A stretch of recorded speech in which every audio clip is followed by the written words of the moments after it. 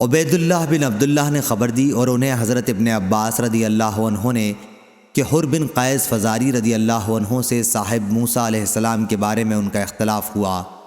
پھر حضرت ابی بن کعب رضی اللہ عنہ وہاں سے گزرے تو عبداللہ بن عباس رضی اللہ عنہ نے انہیں بلایا اور کہا کہ میرا اپنے ان ساتھی سے صاحب موسیٰ کے بارے میں اختلاف ہو گیا ہے، جن سے ملاقات کے لیے موسیٰ علیہ السلام نے راستہ پوچھا تھا، کیا رسول اللہ صلی اللہ علیہ وسلم سے آپ نے ان کے بارے میں کچھ سنا ہے؟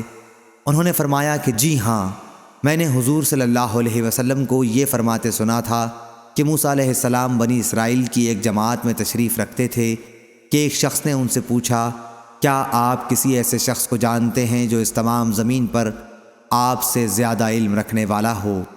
انہوں نے فرمایا کہ نہیں۔ اس پر اللہ تعالیٰ نے موسیٰ علیہ السلام پر وحی نازل کی کہ کیوں نہیں، ہمارا بندہ خضر ہے۔